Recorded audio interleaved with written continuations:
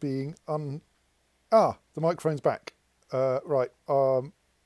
Yeah, that looks good. I'm going to not nudge that too much because apparently we have some dubiousness with this microphone or possibly my USB ports or something. But I think I'm audible. I'm sure someone would yell at me if I'm not or something.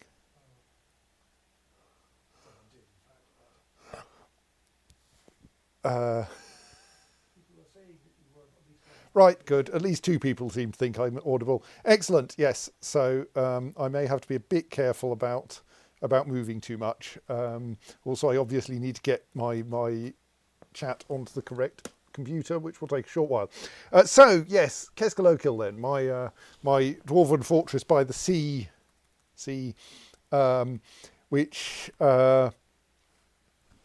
we developed a highly effective goblin drowning machine for, which very efficiently dealt with one, maybe two sieges, and then Dwarf Fortress version 53 came along, and version 53 introduced some shiny new siege technology. The shiny new siege technology in particular was that the besiegers would now start demolishing things a little more enthusiastically, and even building things in order to bypass your traps. Plus, they would arrive at different places on the map. They came in, I think, rather larger numbers and with rather scarier people, and just generally were a lot more frightening than they already were. This meant that our last siege killed 20 out of my population of 60 odd, which was not good, yes. Now I need to catch up with what happened in IRC while I was trying to get this damn thing started. Because, yes, my laptop is being slightly awkward as well. But now I'm beginning to suspect that the problem is with the microphone and not... Why is that sticking out there? I'm suspicious. And not with the... I haven't broken it, have I? No. And not with the laptop at all. Anyway...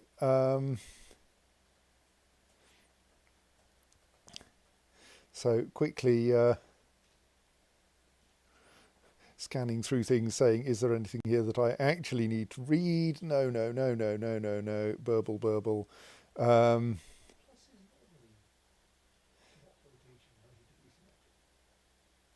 Okay, right. Now I've caught up. Right, so...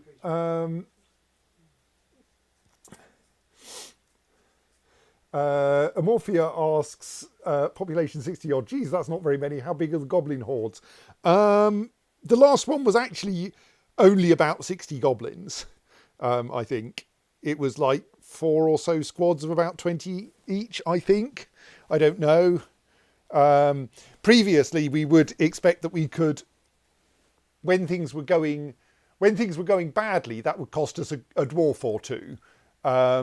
And once we had managed to get the goblin drowning machine working properly, we were down to losing no one at all in an attack.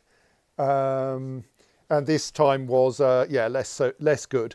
Oh yes, Seb points out they also brought some cave dragons with them, though they had brought those before. Indeed, one of their cave dragons managed to kill one of my dwarves long after the siege, because a cave dragon managed to get itself into a cage trap. And then we had a mad machine that was intended to... with the aid of minecarts, extract goblins from their cages and throw them into the sea where they would drown, which worked very well, except it turns out that if you put a cave dragon into this system, cave dragons can swim. And so the cave dragon just came back out of the sea again, and came round and killed one dwarf before we took it out.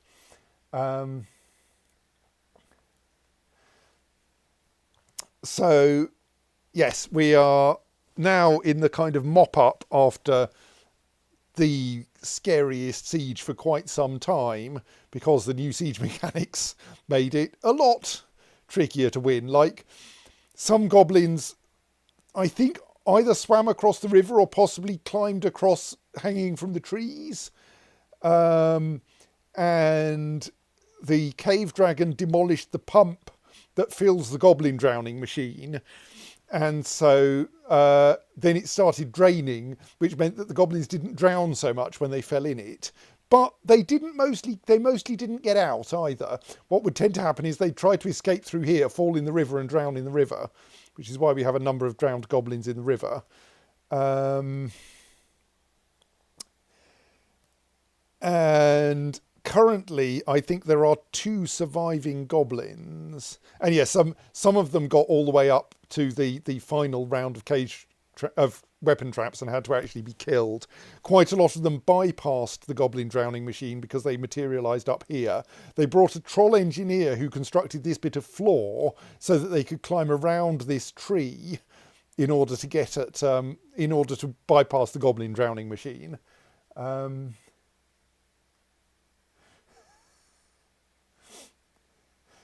Yes, I've deliberately turned the population down, population cap down from the normal 200 to 100, and turned the FPS cap down from 100 to 50 in order to give my not hugely fast laptop some hope of keeping up. We do now have allegedly multi-threading, at least some of the time, and I think that makes things a bit warmer. Also, another thing that's making things warm, and I'm just going to check that it's not good, is that GNOME Shell has got into the habit of occasionally just burning an entire thread of the CPU, which I'm going to have to report at some point, but not right now because currently I'm playing Dwarf Fortress. So, we have surviving goblins. Here is one. It's a goblin axeman with an axe, I hope. Well, obviously, if they haven't got an axe, that'll make life a lot simpler for me. Okay, they've actually got a halberd, which they're holding in both hands, but it is a halberd made of silver, which is not the ideal material for a halberd. Seb comments that this goblin is 217 years old, which is a little worrying in a world that has only existed for 122 years. Yes, it's Russell's teapot, in goblin form. I think it's Russell. No, not Russell's teapot. Russell's holes in his socks or something. That I can't prove that God didn't create the world 5 minutes ago, complete with the holes in my socks. No, the teapot is you can't prove that there isn't a teapot orbiting Saturn, as I recall, which is not relevant. Not that the socks are very relevant. Yes, as far as I know, goblins get created with arbitrary ages at the same time the world comes into existence. So yes, this goblin axeman has been around longer than the world has been around, and is a skilled axeman and has a halberd and is currently hiding in a tree. So we probably need to deal with them. I believe there is another goblin around somewhere that I haven't managed to find. We have Astrog Tosnusta, who is somewhere at ground level around here. They're not in a cage, because they would have appeared as caged.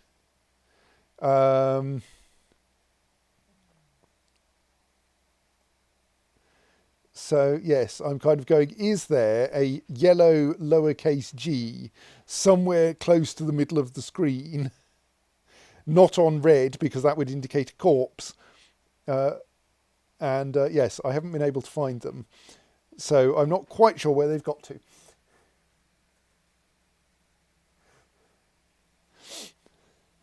Morphia suggests that 122 was actually just when their Messiah came. Well, yes, actually, no, it is when the world was created. We get to see the world being created. It doesn't involve reticulating splines. So the world was, I think, created complete with the goblins. So yes, I'm uncertain where the other surviving goblin is, but I kind of assume they'll make themselves known, maybe. Anyway, but we do have a goblin up a tree here, which we can probably do something about. So one thing that's good, it is early winter, and while the new release notes say that now attack times are randomized within their season, I think we are guaranteed no further sieges until spring. So we do have almost 3 months of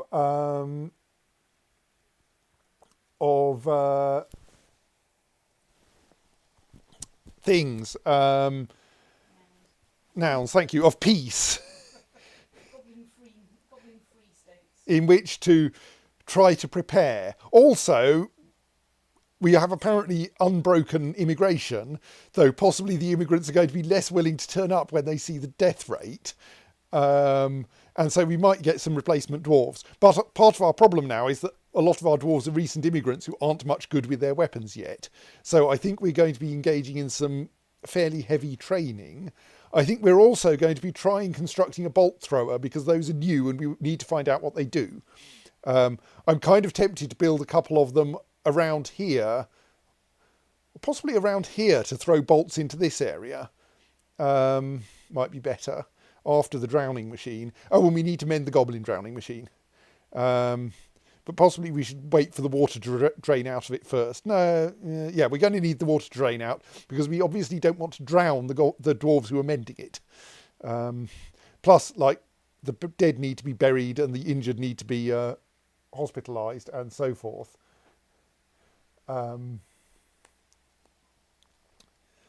Yes, and yes, as people mentioned, we have had a history of letting the sea into this fortress, but last time we could have let the sea in, we just drowned a dwarf instead. There's a memorial to them out on the end of this pier.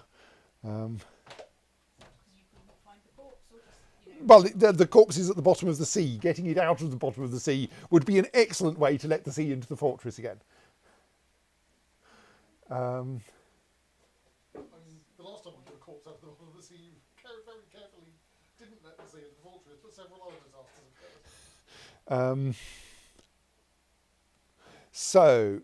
occurred. Yes. So Diziert has asked, is there a way to reroute your tower defence maze to send the new, more northerly invaders around the drowning machine?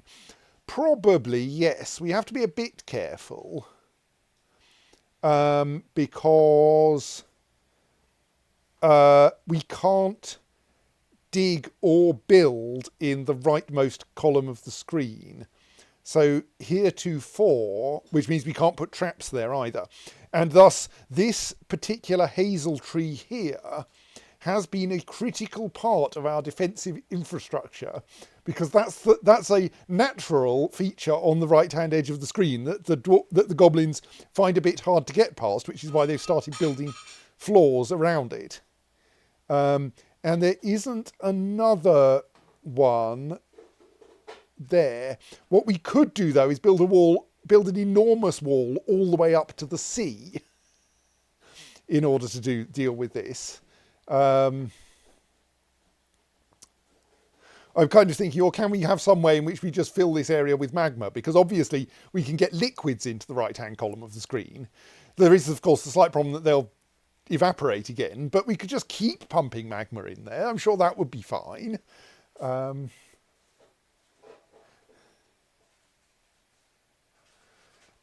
So yes, maybe we do that, but we could have like a pool of magma here. We've got this convenient pool here, which we use, which is currently full of dwarves and goblin corpses. We could try filling it with magma, and then having a pumping system that moves the magma further north or something. But I think first we should try setting up bolt throwers here to see what they do. Well, first, we should try to dispose of the goblin hiding in the tree. So I think for that, so this lot all trying to kill that goblin. I think that's why the goblin's hiding in the tree. Yes. I think what we should do then is actually, they're all currently trying to kill the goblin. Well, maybe we just wait, because they should all now come across the river, and hopefully some of them have crossbows with which they can plink at said goblin, which will provide some training, if nothing else. So I'm going to unpause. Our goblin has got out of tree. We've found another dead body. Right, where are my forces? And can they please come round to the correct side of the river? Oh good, several of them are up here, so they might actually be able to do something about this. I mean, possibly the goblin's just going to head for the entrance to the fortress and fall into a cage trap there. That would be nice. Yeah, we're still finding dead. I mean, the population number is, I believe, accurate. Right, is this someone who actually knows what to do with their weapon? I mean, not as much I can do to stop them now. You're a novice axe dwarf. Okay. You are pretty well armoured, though.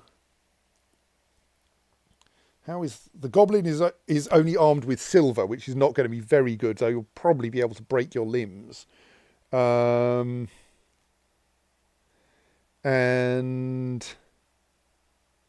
what, you're wearing gauntlets made of silk? Yeah, right, okay, you're losing your hands. And leopard leather boots. Yeah, okay. This goblin is not well armoured. I don't think this is actually going to be much of a problem. Let's reset the combat log. And then see how this goes. Well, that was a bad start, wasn't it? That's not a happy dwarf. Right, yes. Oh, gods. Well, that's a terrible consequence to being stabbed. It did indeed manage not to penetrate the iron mail. Unfortunately, you've broken his back. Well, there's an axe lord coming. I'm sure this problem will solve itself shortly.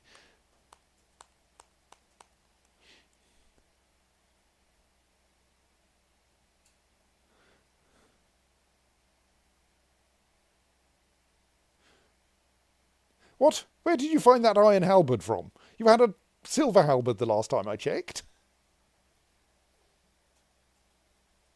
Silver halberd. What?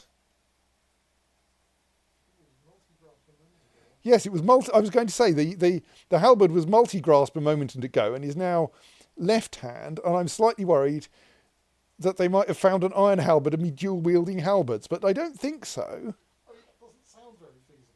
No. Where is there? There's no iron halberd here. What are you on about, game?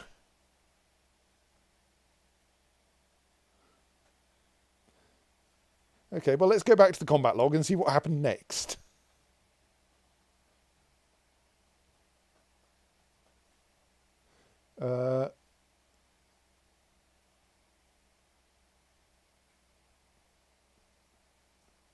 Oh, hang on, this is a completely different goblin. Let's scroll down to the latest events concerning this militia captain. Right, that's better. Oh, right, yes, you've just hacked off her, hacked off the goblin's foot.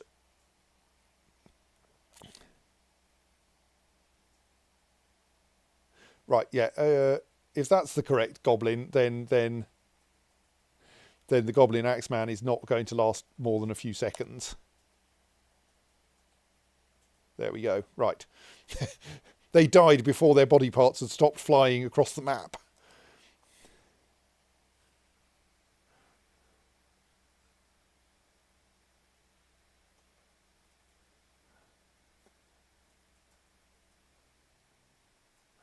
Sorry, catching up again. Right, yes. So, now there is, I believe, one living goblin, but I can't find them. So I plan for now to ignore their existence, and thus can be surprised later.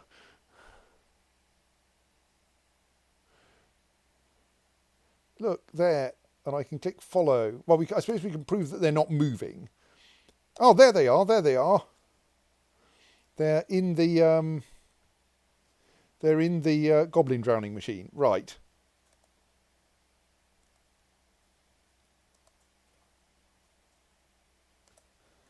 They have...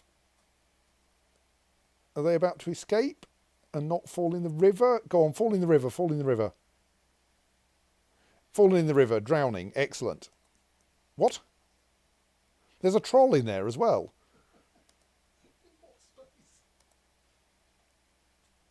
What space? Just want to check. Let's close drain A, because I think we want this river to stop draining a bit. We want the river to be fuller now that there aren't dwarves falling in it.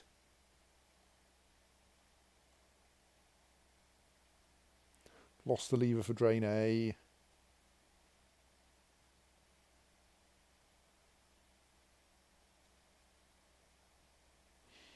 There it is.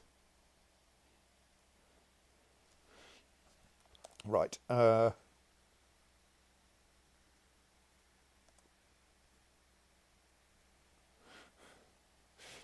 Yes, quite a lot of the goblins did actually go home.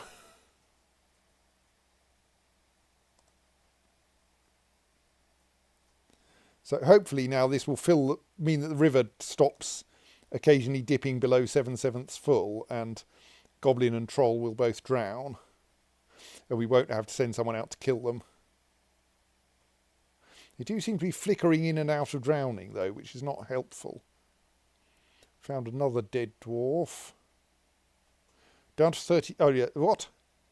Was that one of our...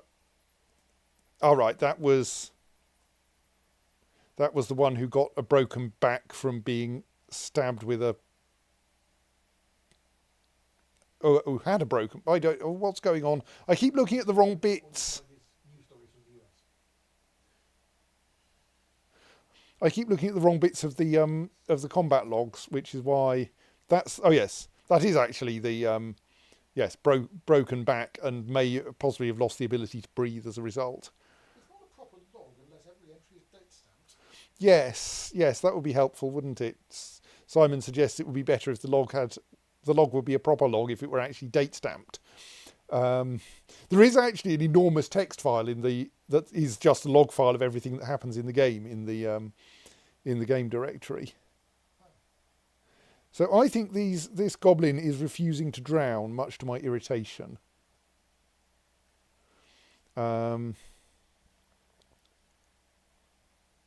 As is that troll.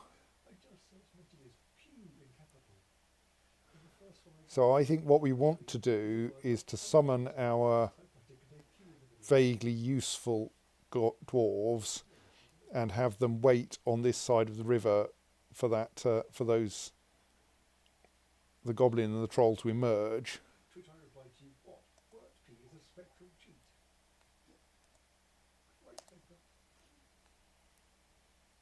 Oh dear.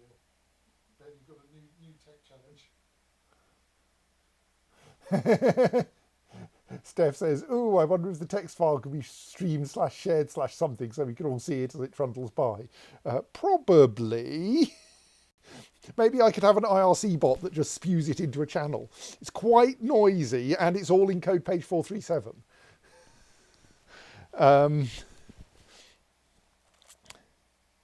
I have thought about doing this before when Dwarf Fortress could live in a slightly smaller window.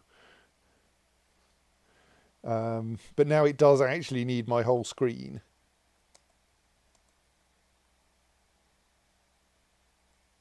So I don't really want all of the dwarves out here doing this because I do want some of them, like rescuing the wounded.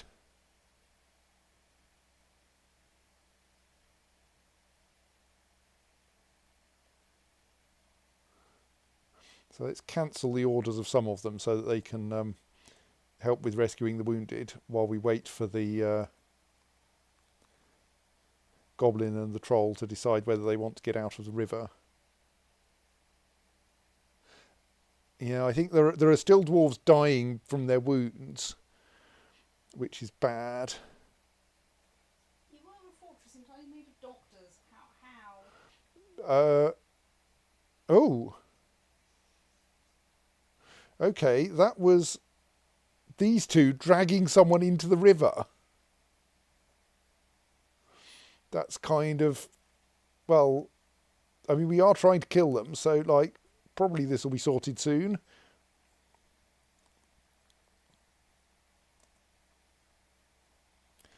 Let's instruct the active ones slightly closer to the edge of the river, in the hope that in particular those who have crossbows will experiment with them.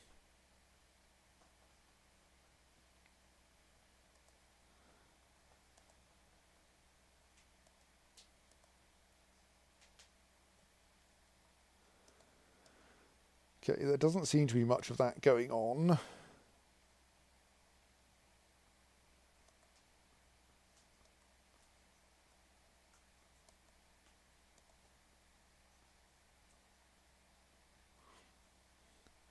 Come on, I'm sure some of you have got crossbows.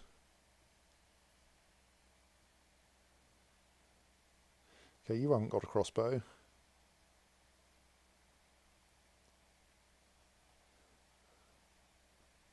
You haven't got a crossbow. Who's got a crossbow?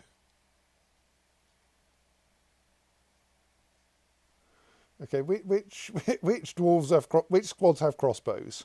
One of those three should have a crossbow, at least.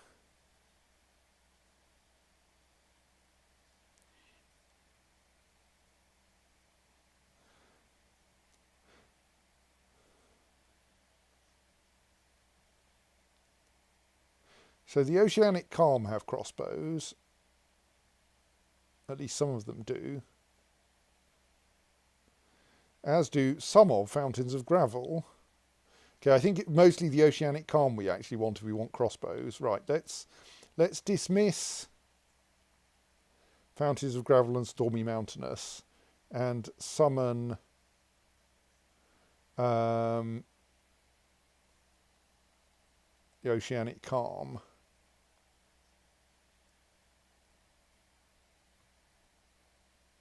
The others are mostly here in case the goblin and troll come out of the river, which, like, they would be foolish to do.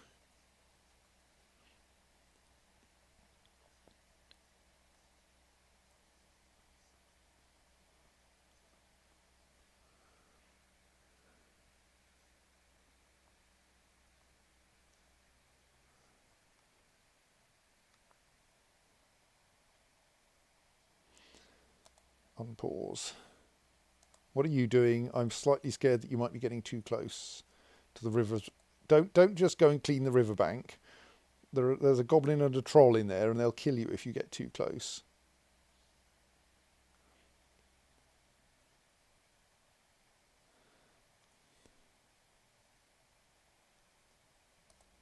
Curious, do we have any recover wounded jobs underway?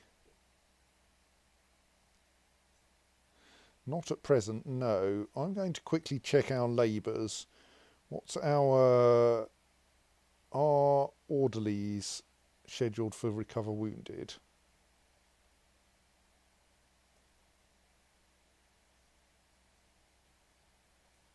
Yes. Oh, hang on. Are they exclusive? Yes, and we only have 3 orderlies. Everyone recover wounded. More exclusive? I won't have a dwarf at all.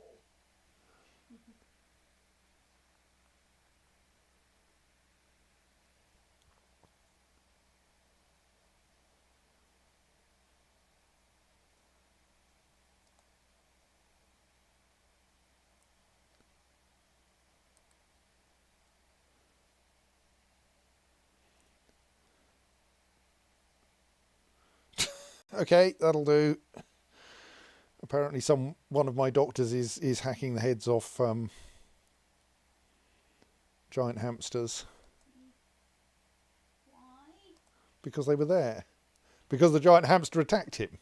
Okay, I mean, yes, that is a good reason, but also that suggests that something has gone wrong with the giant hamster program. The giant hamsters have mostly returned to wild. Basically, they were. But even sensible wild animals don't attack every human if they've got... No, they were. I think actually we may have some more agitated giant hamsters turning up. The giant hamsters turned out to be too awkward to manage, essentially, because they are born adults, so you can never fully tame them. They have a very short lifespan of like 3 or 4 years, and thus they breed like anything. And so you're spending all your damn time training them, and then when they see a goblin, they run for the hills. But if they ever turn on you, they are quite scary. Just the tame ones would never turn on the goblins. So yes, giant hamsters, terrible idea. Don't bother with giant hamsters.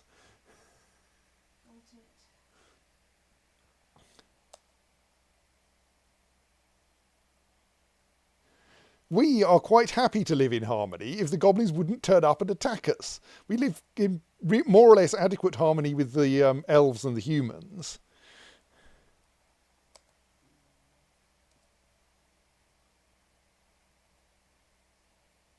Aha! I mean, you missed, but aha! You shot at the spear dwarf. Spear goblin. Meanwhile, our goblin spearman is improving their swimming. I mean, what do you expect to happen if you get... Oh, but we have someone who is now officially a Marks Dwarf because they've just upgraded to novice Marks Dwarf. Right, keep shooting and you might get good at this. You've got a convenient goblin in the river next to you. I mean, they're learning to swim. The question is, will you learn to use your crossbow faster than they learn to swim? I'm a little worried about this because there's no one else on your side of the river. So if that goblin gets out, you're in trouble. Indeed, I'm slightly thinking I should tell you to piss off so that you don't get yourself into that trouble.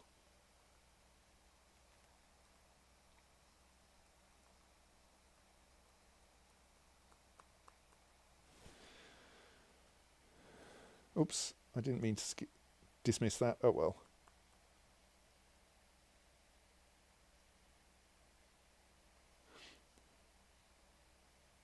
Nice, nice. How is our goblin spearman looking anyway? They do have a spear currently held in their left hand. They are bleeding and injured and have probably lost the use of their right hand, though.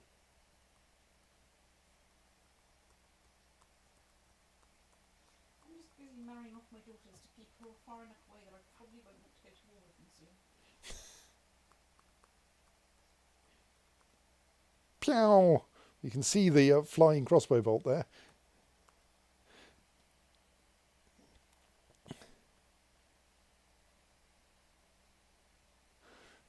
Successful dodge that time.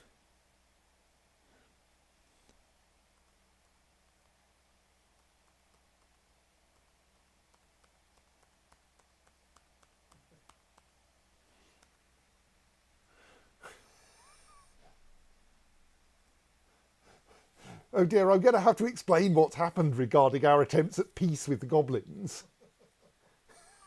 So, the goblins, historically, would turn up and demand that we give them various items. They, rather curiously, they would do this based on the reputation of the item rather than its actual worth. And some of my dwarves would have a habit of deciding that they were really attached to their not very good copper shield. And so the goblins, having heard about this named copper shield, would turn up and demand it. It turned out quite often to be really hard to give them the item. So there was one item that we couldn't manage to give them couldn't give them easily because the person who was carrying it was trying to get along the north edge of the map and kept being harassed by the local wildlife and dropping the item and running away, and then coming back and picking it up and moving it a few squares and then getting harassed and running away, to the extent that they couldn't actually deliver the item to the goblins, and before the goblins got fed up and started attacking us. And the problem with trying to do this is that that you couldn't quite tell when the goblins would decide to attack, and so you wouldn't necessarily be ready for it. And in particular, the poor dwarf who was trying to deliver an item might suddenly find the goblins turning on them at the point when the goblins change their minds. So we are currently going, maybe we should not try this and should instead just attack them. Plus this time they didn't even ask for a parley. They just turned up and started attacking.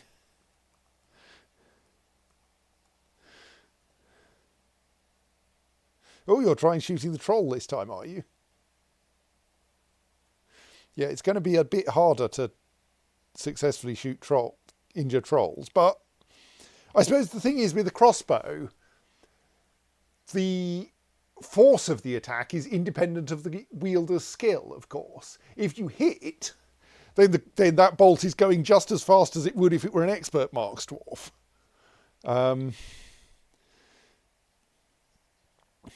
You just presumably take a bit longer to load the thing because you're not as strong, so you have to spend longer winching it back.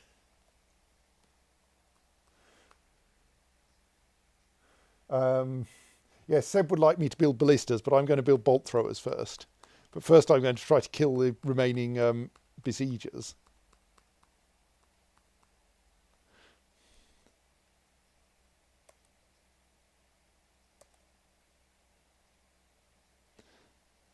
I mean, at least this troll isn't going to live very long, given we've like made holes in their liver and intestines. But the thing is, none of those is strictly necessary for like surviving the next hour or so.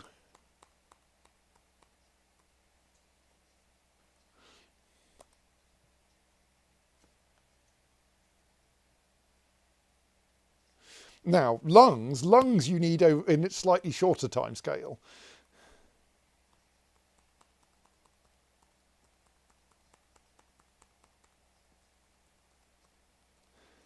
I'm slightly worried that our I cancelled that. Mark's dwarf is going to at some point get washed away by the water here.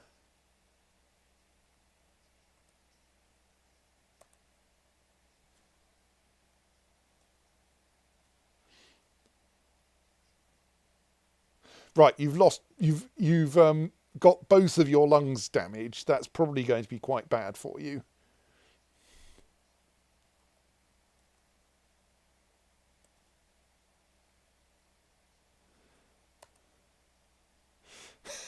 And yes, we do now get the crossbow bolts appearing in the troll's inventory. Like one of the Elder Scrolls games where arrows you got shot with would appear in your inventory and could make you burdened and unable to move. Well, I mean, they do weigh you down.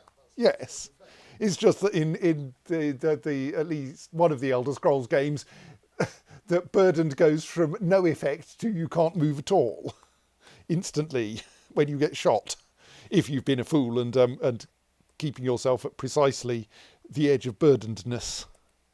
So that's the reason why you want to use depleted uranium crossbow bolts.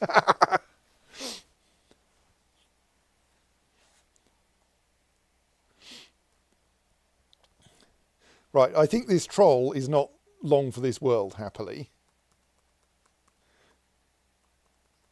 I mean, I could unpause and not do this single-steppingly, but... I mean, all of this cyan is troll blood in the water. Right, troll dead. Indeed. Said they weren't long for this world. Okay, I mean, that's because they got shot in the head by a gradually improving Mark's dwarf. Slightly longer range to the goblin now.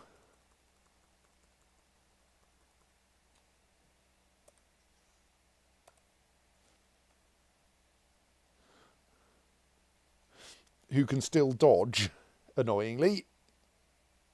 Actually, I should see...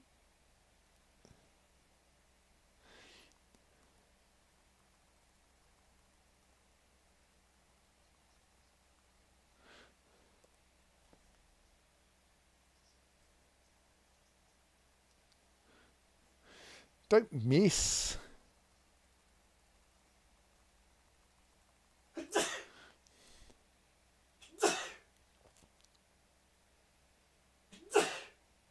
But our goblin spearman is slightly too far away now. I mean, not very far, but it's not a...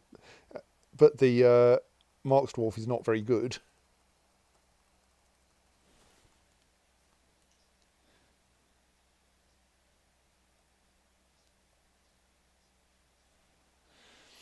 And so dodging is getting easier.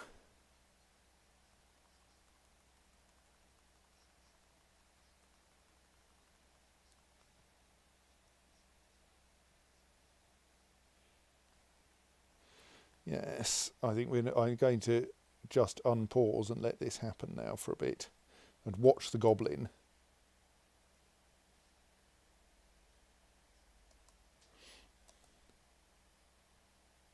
This feels like watch the birdie. Oh, I think that might have been a hit. Yes.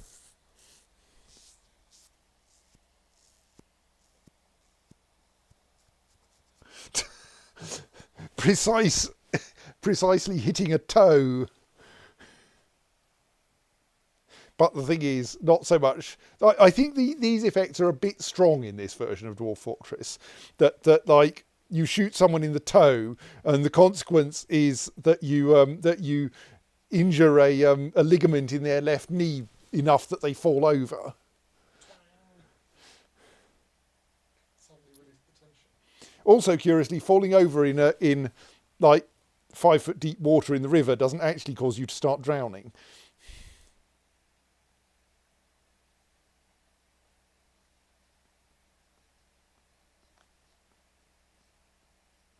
Right, now both of your knees are injured.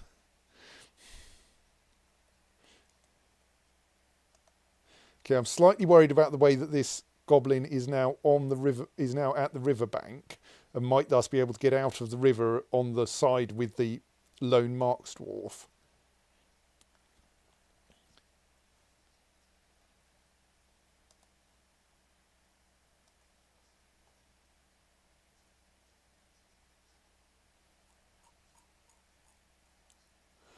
Okay, they won't be able to move very fast, I don't think.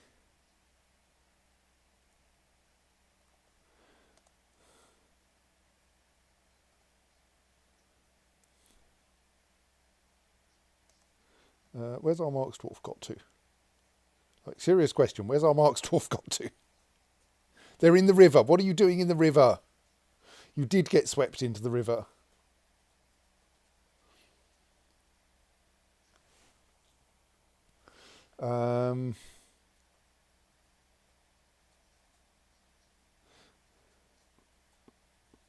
You're now an adequate Marks dwarf, though. Or are you just going to swim across the river and join your sensible fellows on the other... Why is there a cat in the river on the other side? Right, that's sensible, yes. And now you can shoot across the river again. Excellent. That's good.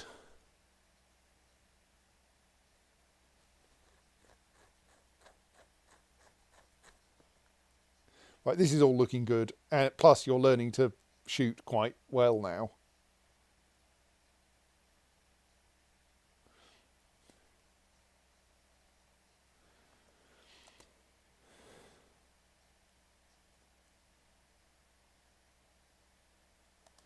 I presume the fact that you've just stepped away from that river... No, they are still alive. Have you run out of crossbow bolts?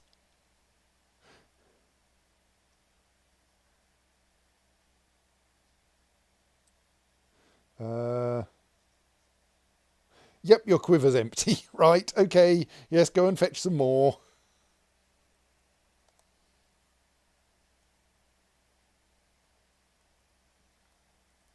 If you're lucky, the goblin will bleed out in the river while we're waiting.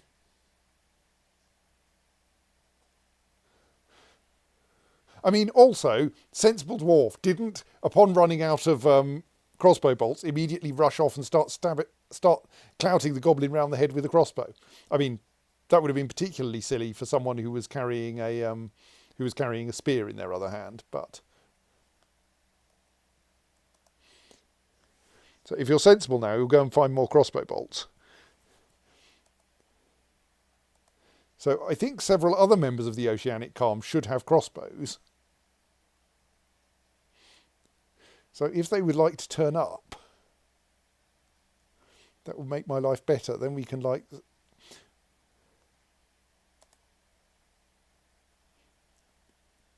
Now you're not bleeding anymore. You're probably not... You are injured. You are having difficulty breathing, but you're not losing significant amounts of blood.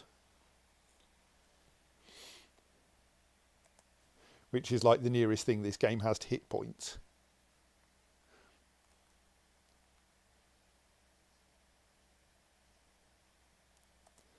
Well, let's ask the Oceanic Calm specifically to kill that goblin. See if that helps them work out where they should go.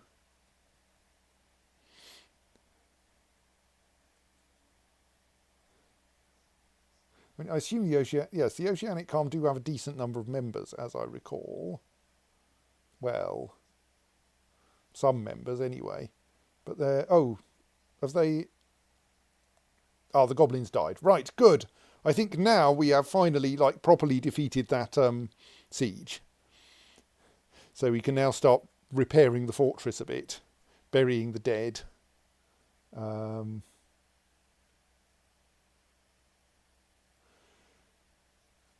Reorganising the military,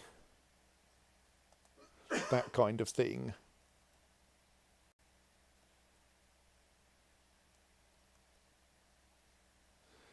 Because people should now stop being distracted by enemies. So, one thing we're going to want,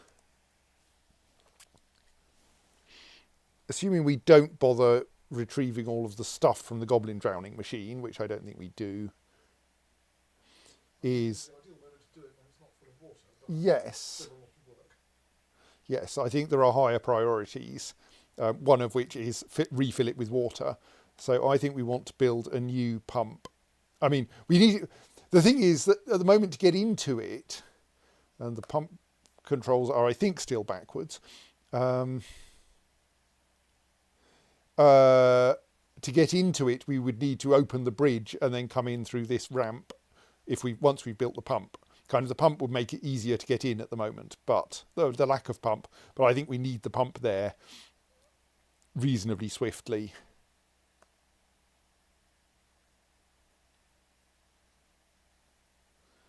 Dear, the nearest pipes are a long way off. Oh well, that's why we need to start doing it quickly.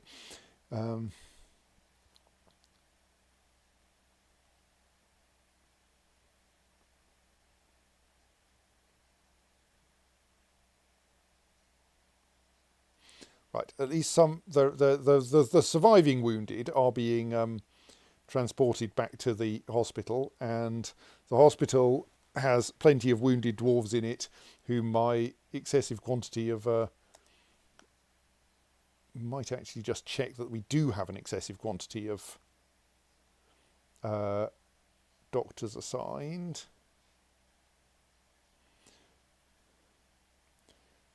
You only have one diagnostician assigned. I'm going to increase the number of... I mean, the hospital has 8 beds, I think.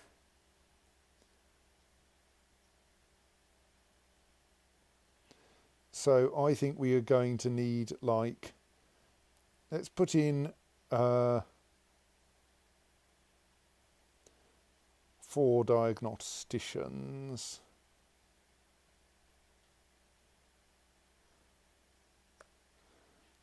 And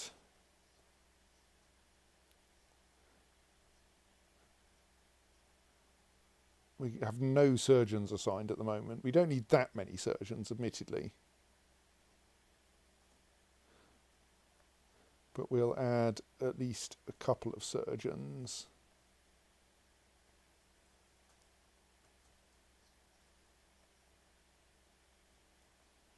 We have only one bone doctor. Again, we should have more bone doctors.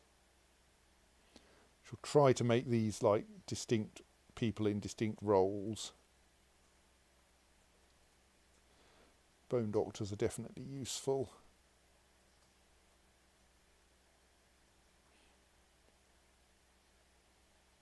Plus, like, I don't know how many of these are currently patients. Right, that should help. And currently anyone can suture and such like, because, well, we really need to get people fixed up if possible.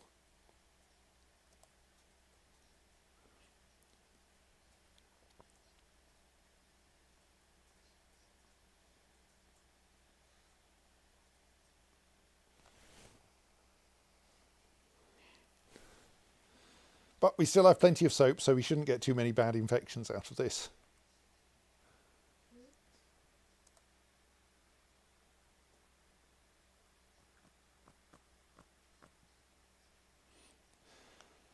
Yes, so my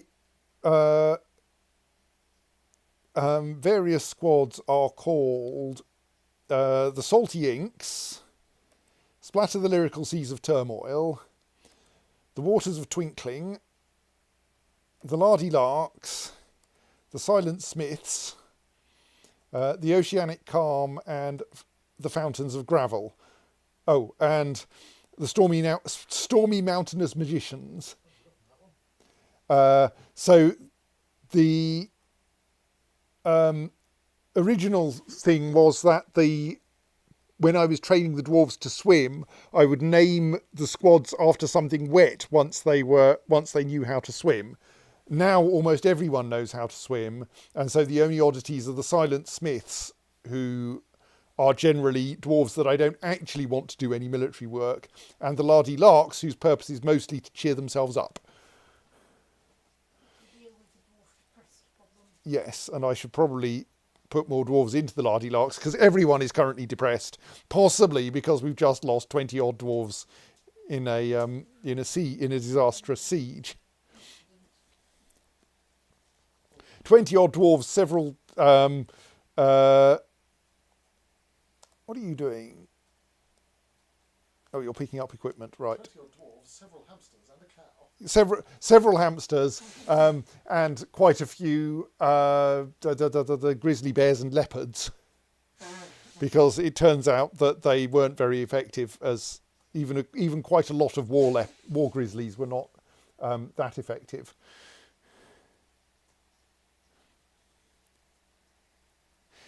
Actually, I think we may not have lost that many loved ones, because the dwarves were getting so bad at finding any. One of our biggest problems was that they weren't breeding. Hang on, the river is draining. Have I not managed to... Okay, I haven't managed to close that off. Indeed, possibly I've managed to open that. Oh, well, that's fine. I think my attempt at stopping the river draining accidentally started the river draining instead. Oops. Well, that's fine. This will extract some of the rubbish from the river.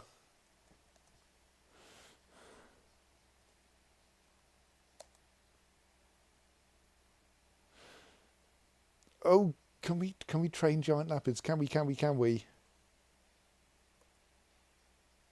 Where are you, giant leopard? You're there. There aren't any cage traps near there. Try to get into the fortress, please, because if we could have war giant leopards, maybe those would work.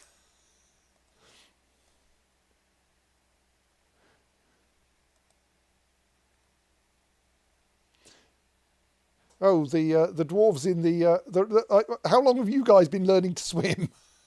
I should let you out.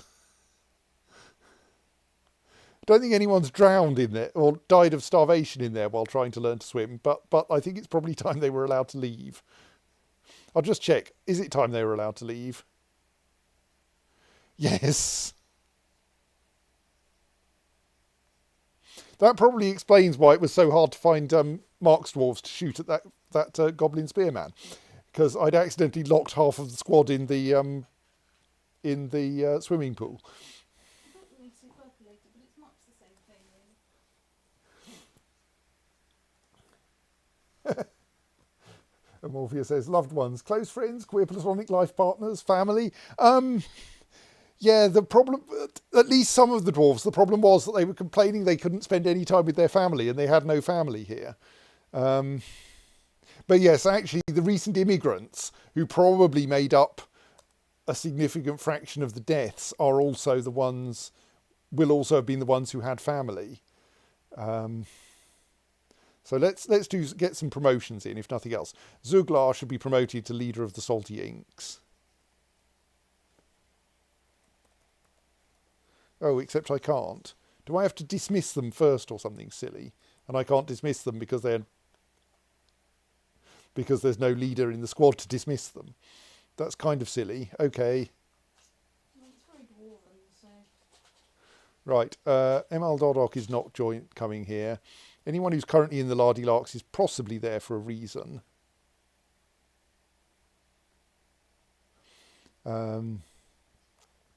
But let's get someone legendary into that role.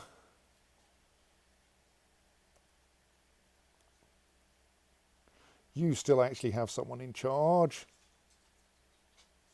You still have someone in charge. You don't.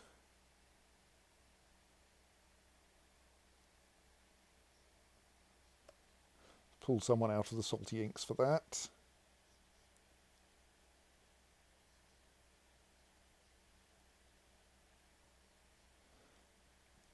You've still got someone in charge. And you've still got someone in charge, right? That's at least a slight improvement in the military organisation, in that we can now organise the military.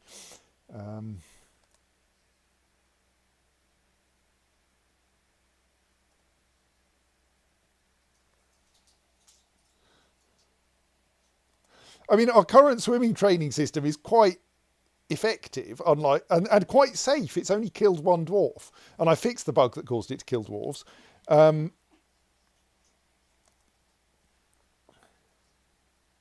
The old system involved flooding this room here and then having the dwarves ride minecarts through it, which was, like, in a sense, slightly less deceptive, though it's not like the dwarves knew where the minecart track was going to go.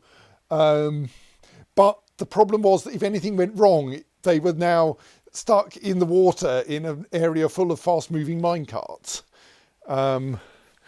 And despite a clever signalling system that at least meant that minecarts couldn't collide with other minecarts, the minecarts would tend to collide with surprised dwarves, cats, etc.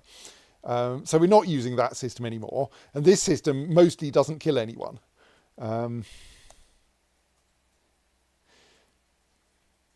And as we can see, it's now draining of water in order to in order that the dwarves will be willing to enter it again. So now we can pull, I mean, not that we should need to until another batch of immigrants arrives. If we pull that lever, then this bridge will lower, and it will then, and the chamber above the swimming pool will fill with water pumped in from the river.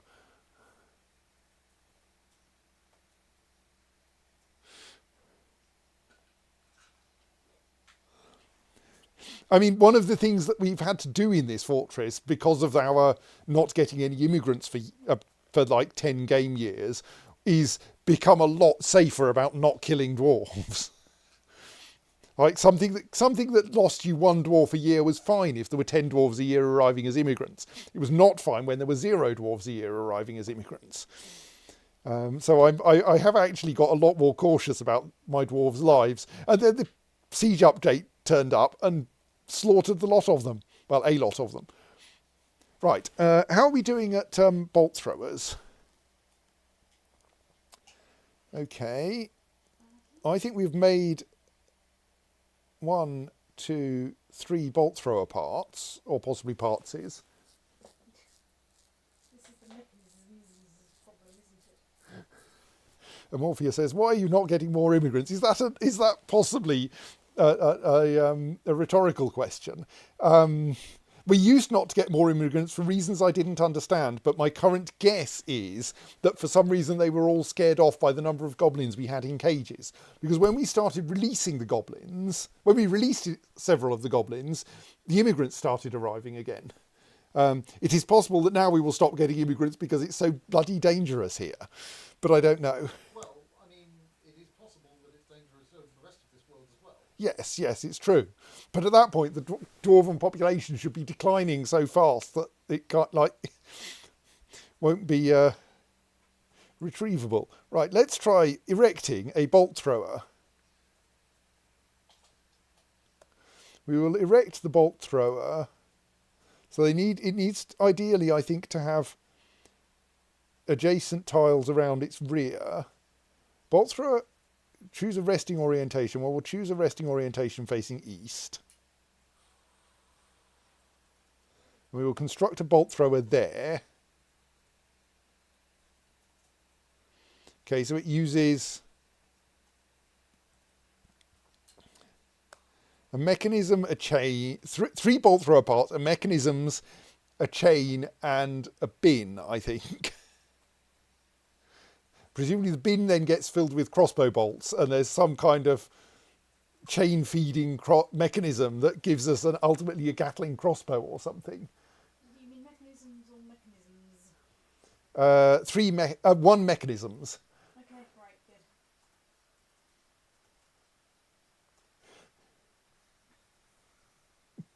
And Morpheus says, "Why were you keeping goblins in cages?" Well, they're much safer there than outside the cages, I can assure you.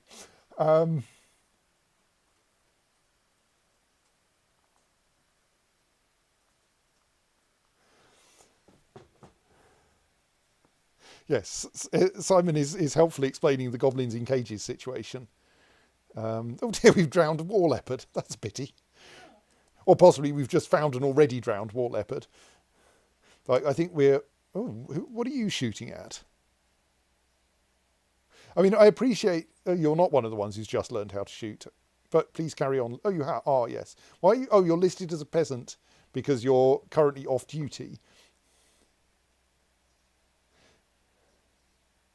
Oh, right. You're shooting... Don't shoot the giant leopard. I want to put it in a cage. No, okay. Carry on shooting the giant leopard. I also want you to get better with your crossbow. It's not like you're hitting it, because the flight time is so long that at that range that that it's already moved on by the time the crossbow bolt gets there. Okay, now you're getting into a fight with a giant leopard. Have fun. Please don't have too much fun. I would like you to live.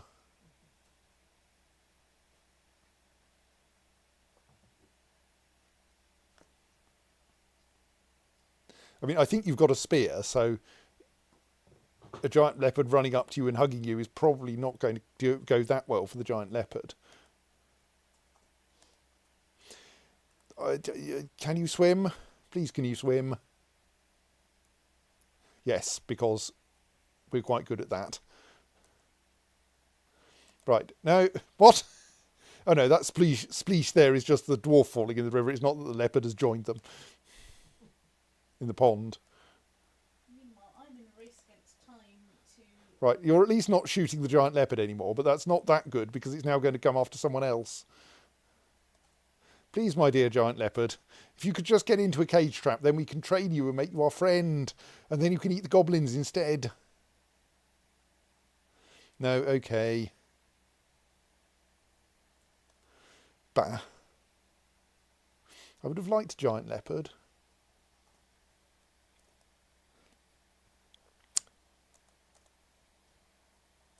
What are you up to? All right, you've just leapt out of the river and of the pond and are probably a little bit terrified. Yes.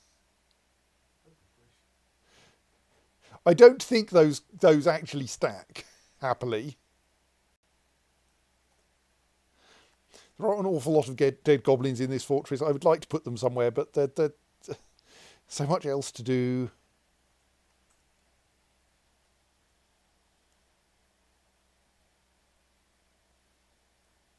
So is that an actually constructed bolt thrower? No, I don't think it is. I think that's a scheduled bolt thrower.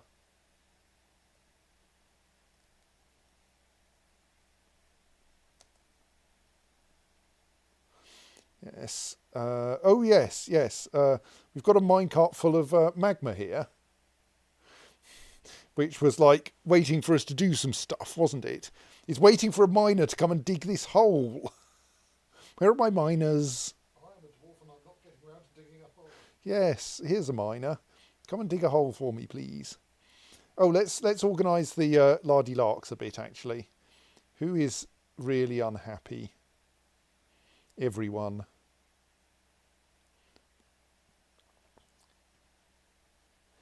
Right, let's put some of these guys into the lardy larks so that they can cheer up a bit. Problem is, I don't really want to put the ones who are actually doing useful stuff in there. Zuglar, the manager.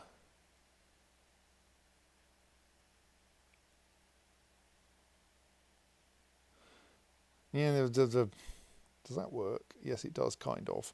But I don't really want to have to find them by...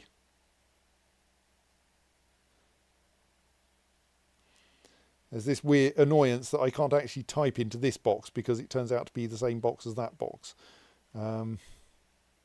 Let's close that and then we can put Zuglar the manager in like this. That's probably easiest.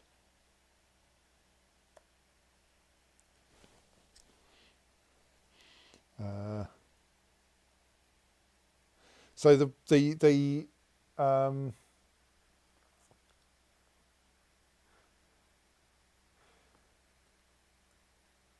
yes, I think though the population drop to 38 was patients bleeding out on the battlefield, sadly. So the point of the lardy larks because it's probably not obvious, is that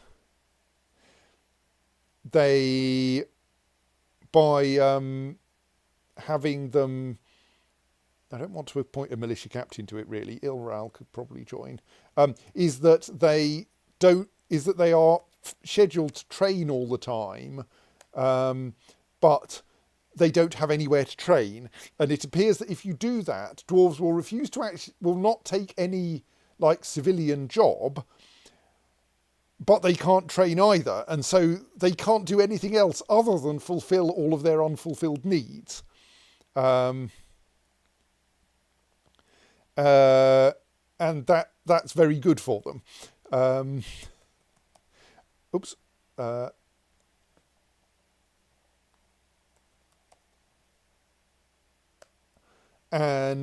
So this is a slightly silly trick to deal with unhappy dwarves. Now, in this case, of course, the dwarves are unhappy probably because they've just lost limbs, friends, their favourite sword or whatever. And so actually we probably don't need to put them into the lardy-larks because they'll probably sort themselves out,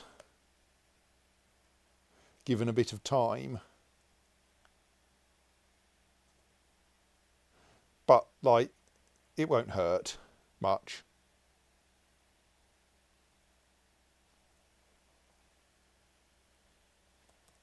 Yeah, I keep forgetting to click there first.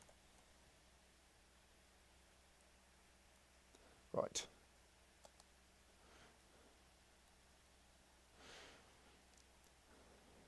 So then this number, which is the number of maximally unhappy dwarves, should drop. Usually after a siege it gets quite high because, well, sieges aren't pleasant for anyone. So, burying of the dead underway.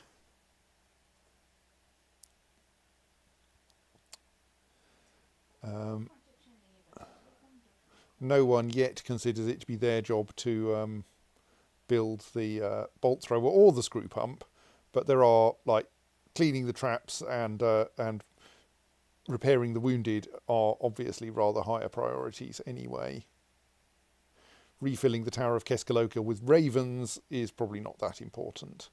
But it would be very cool. I mean, On which subject we should see how many ravens we lost. The Tower of Keskalokil, apparently all of its ravens are still alive.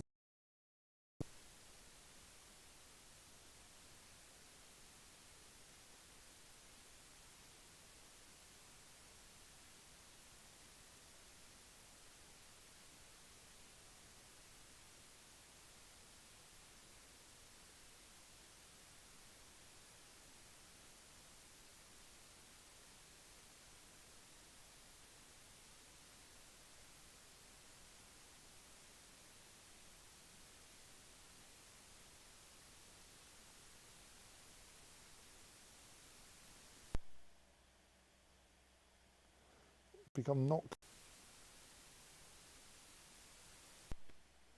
I think the outer casing of the microphone has shifted. Right, I know what's going on now. When I plug the microphone in, if I hold the wrong bit of the case, it then slides forward off the case of the microphone thingammy, of the USB adaptery bit, and if I push it too far that way, then it can stop the thing going into the socket anymore. Anyway, back to the dwarves. Dwarves are more interesting than USB microphones. So, yes, we are hoping that people will get round to doing more things.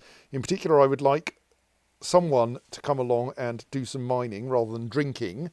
How are we off for miners now, anyway? We still have 3 miners assigned. Come on, you guys. Do some mining. Oh, there's a scheduled hole to be dug in the floor here. What are you doing? Why are you hauling around body parts? Oh right, that's a dwarven name, so it's probably a dwarf body part. Yes, we have places for those. On which subject, do we have enough graves?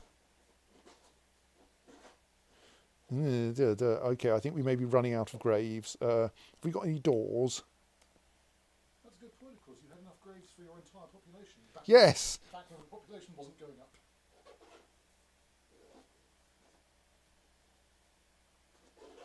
Okay, no, we're short of doors. I mean, we can make these into graves early, with that, but we have to do it by hand. We can't just do the automatically turn everything into a tomb. So this will be slightly tedious. No, that's not right. Gods, do I have to do them one at a time?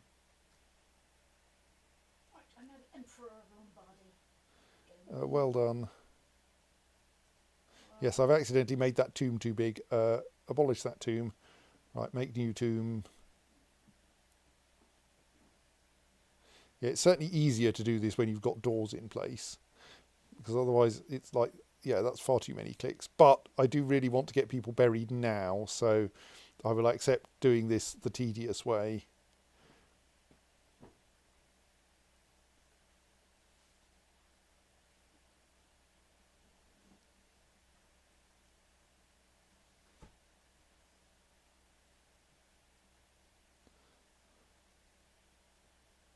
So that we don't end up getting ghosts. I mean, we'll get ghosts anyway, because I bet we've got at least some irrecoverable corpses. Oops. Indeed, that's one reason why we need to clear things out of the drowning thing, is I think it has at least some dwarves in it.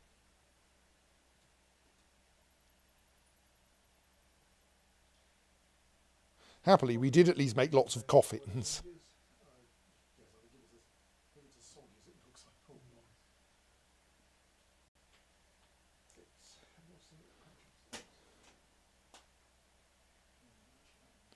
making logistics to worry about as well? Yes, maybe not, in fact. Right, so that gives us a decent number of places. That's all of our available coffins now designated as tombs, which should mean that, which will probably spawn a huge load of extra store place item in tomb jobs. Right. Burying the dead is going to take a while. It is also kind of critical.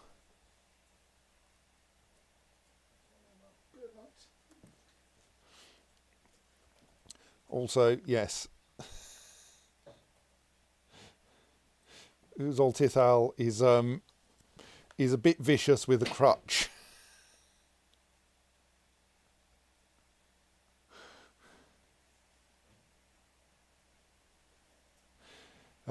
She only has one working hand and is also not that well equipped with working legs. So she's not actually allowed to engage in any serious military activity, but nonetheless, she is quite capable of dispatching a giant hamster just by bashing it with her highly. I have a feeling it's stupidly highly decorated, that crutch.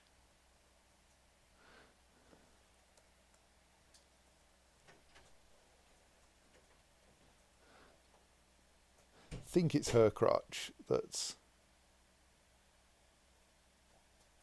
like madly overdone. She's carrying a flail just in case. Where's the crutch? Where's your crutch? There it is. Yes, it's got like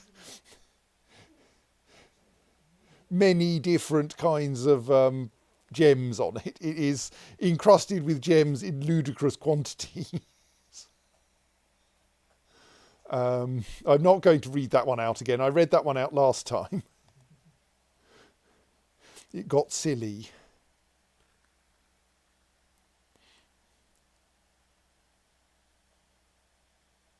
So I think now the question is, do we need more coffins right now?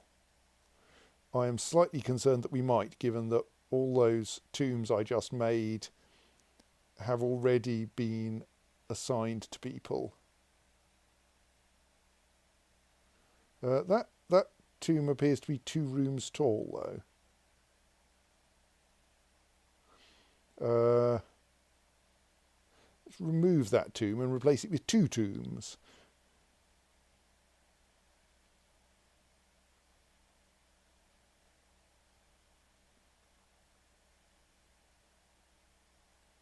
Right.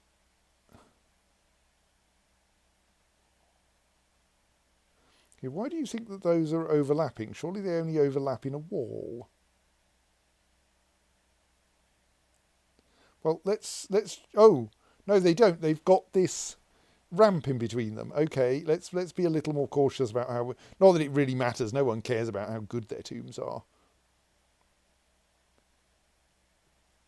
Let's have them not overlap in that ramp. Because there is, for reasons currently undetermined, a ramp out of the catacombs in between those 2 tombs. Right. Presumably one of them will get assigned to the person whose body is already in it. Yes. They've both been assigned. Right. We need more coffins. We slightly upsettingly. We've got quite a lot of stone here. Let's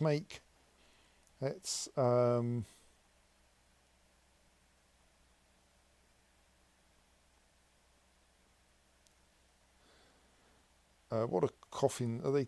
Yes, make rock coffins. Let's make 10 coffins out of stone there, because I prefer to use stone rather than wood if we've got enough stone available.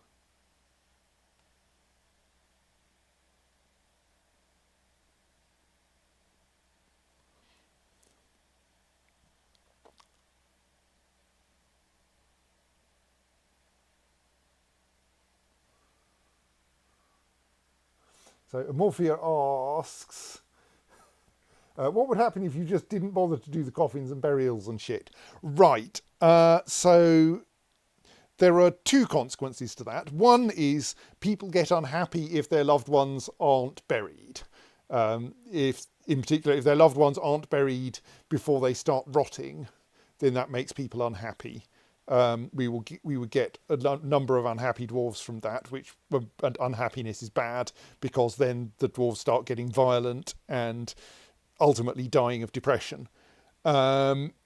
If more awkwardly, if you don't bury them for a while, they turn into ghosts.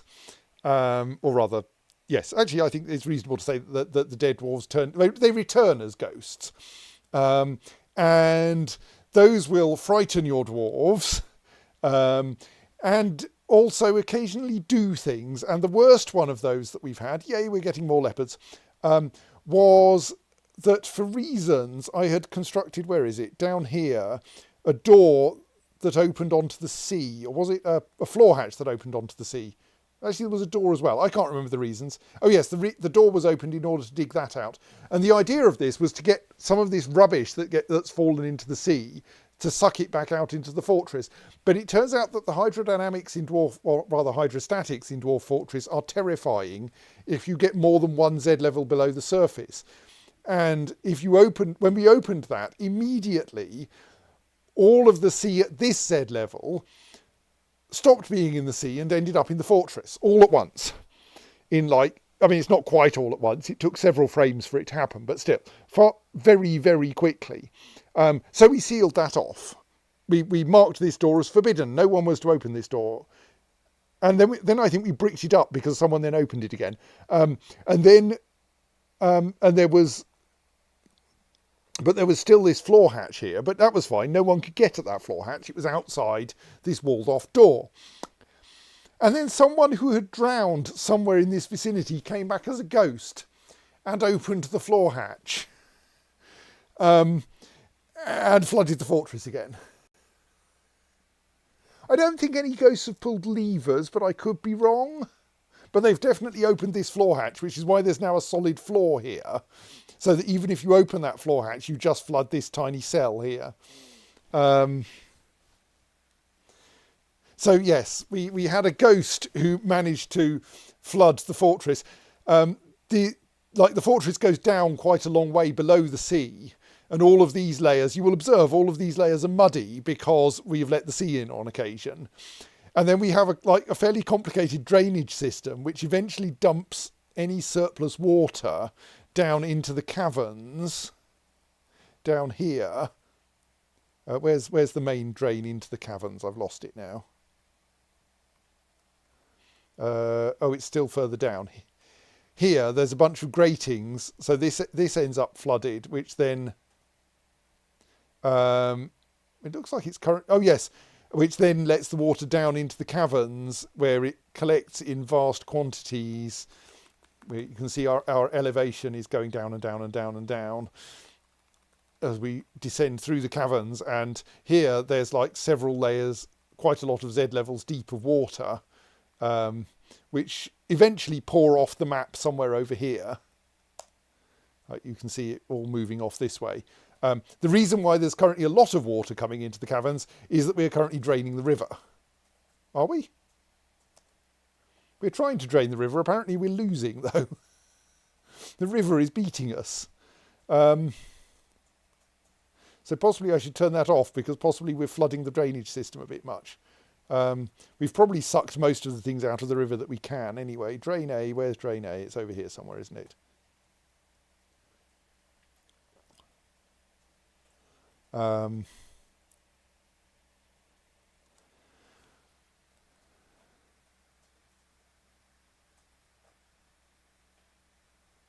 Yes, yes, I'm fairly sure we've had dwarf.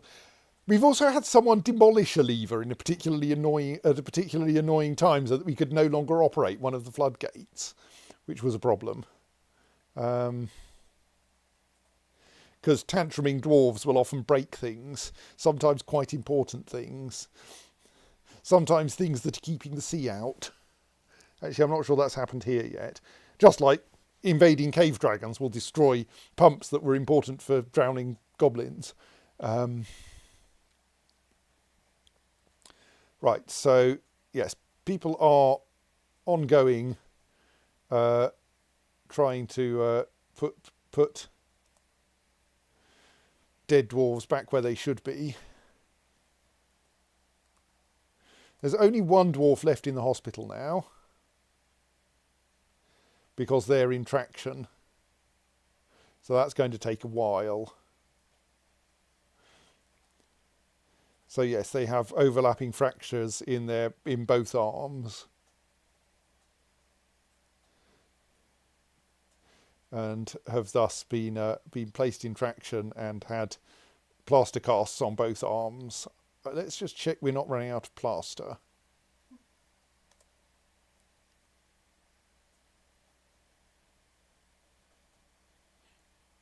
That all looks good.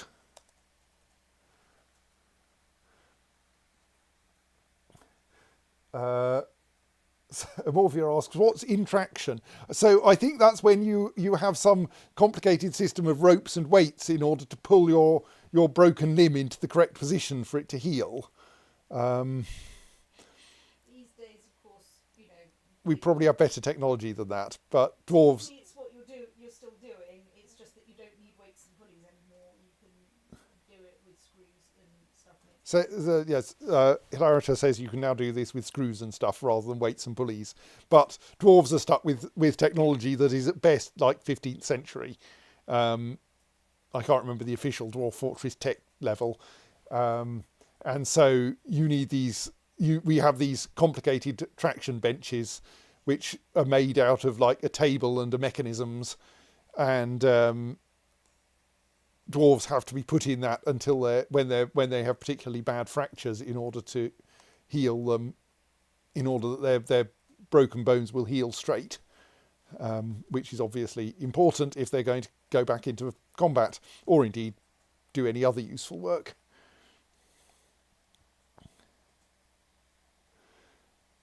So yes, we're currently hoping that, like the burials, I'm currently hoping that the burials will complete before the next siege.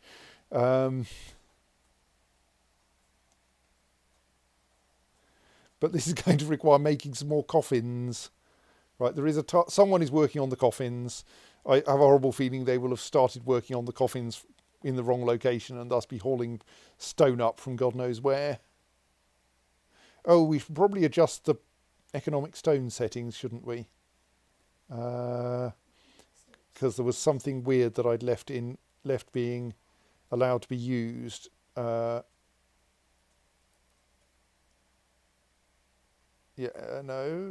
I thought there was. I thought there was an iron ore that I'd had to put into arbitrary use in order to get something done. No, okay, apparently I hadn't. Hang on, was I looking at the right page?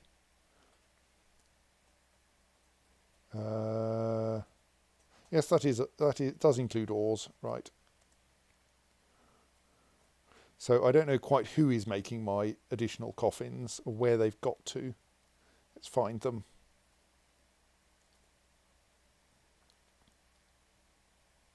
Who are you? Yes, you've decided that you're going to bring up a lump of limestone from the depths of the quarries rather than like use the limestone that's right next to the stonemason's workshop. Nuisance.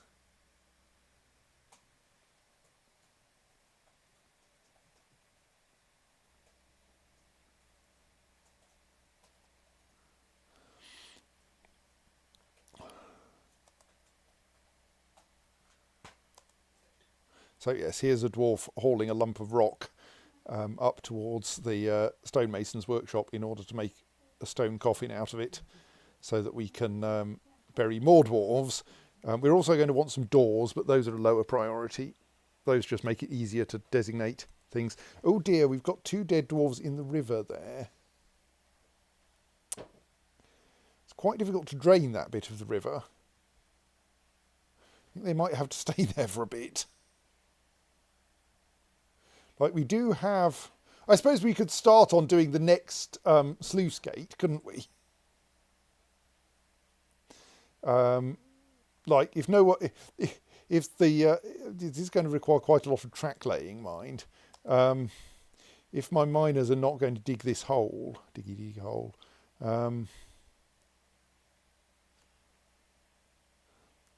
then maybe I should. Here we can see a dwarf who's hauling one of their dead comrades to be buried. Carefully going over the footbridge over the railway, of course.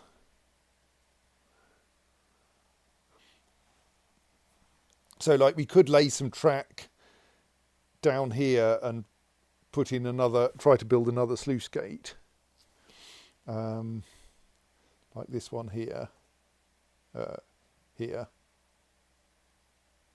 Don't know if that one works at the moment. Someone's gone and put a crossbow bolt in it.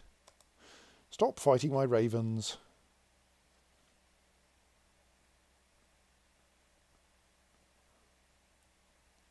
Now, what was that?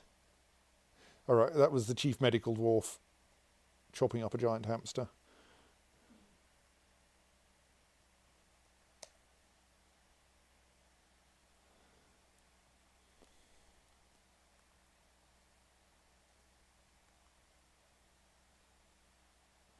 It does take a while to bury people because they're heavy. This, of course, is an advantage of waiting until they've rotted, because then the skeleton's a bit lighter. But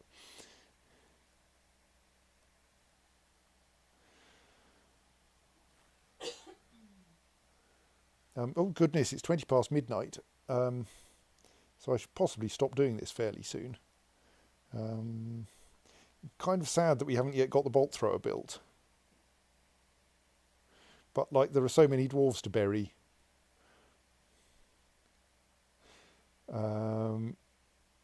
Plus, like, this lot are at least getting the dwarves somewhere close to where they will be buried by putting, I think, corpse stockpile 67 is this one, isn't it? Yes, but they're put by moving bits of dead dwarves at least into the catacombs, even if they aren't coffins to put them in yet.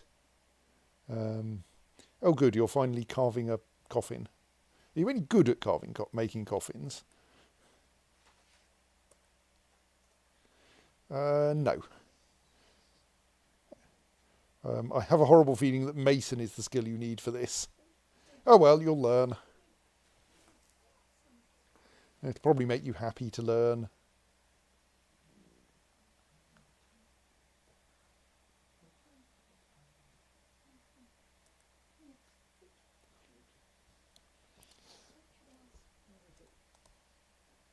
Yes, I have no idea if my new arrivals are like learning medicine the way the old ones all used to.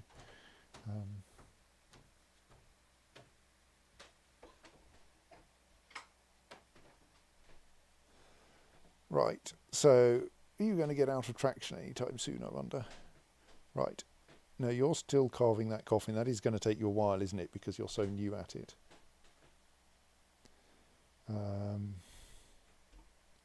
Some odd jobs are still going on. The melting down of dead of uh, of goblin armour is still happening.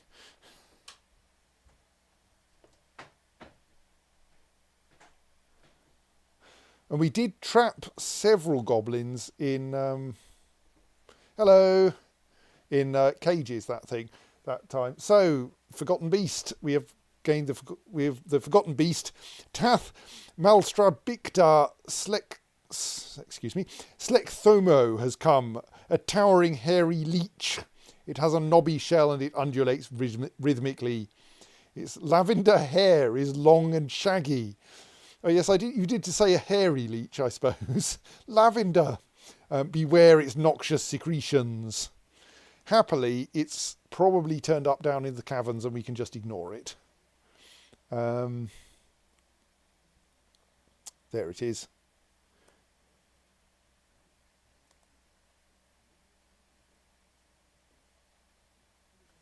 Indeed, I think it's... Oh no, it looked like it was going to leave the map there.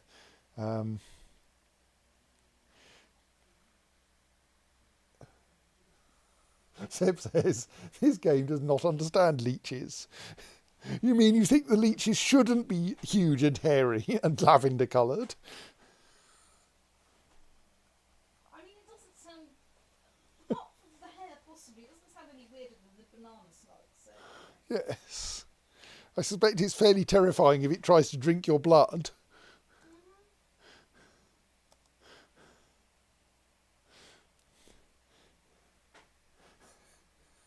Oh, right, they're not complaining about their lavender hair, they're complaining about the shell.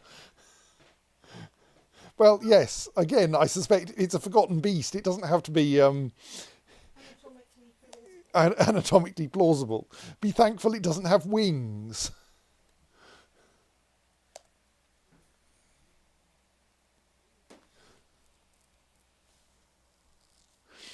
Right, the burial task list is beginning to become almost reasonable now.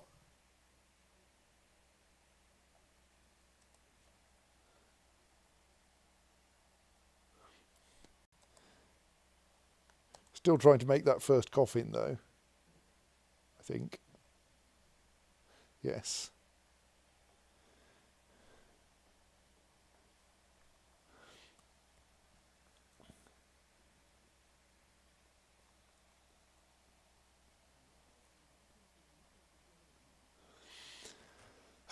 Right, yes, I'm kind of feeling slightly manic at the moment because there is so much going on. And so much not going on as well, to be fair. Oh, is the pump built?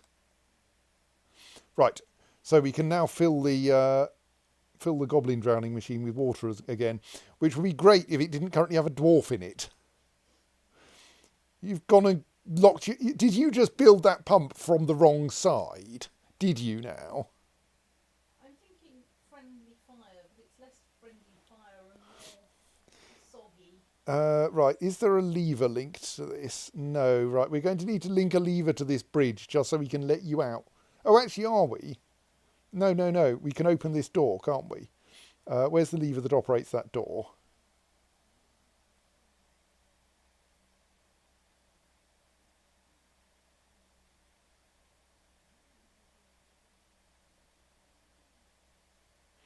I think there's a lever that operates that door.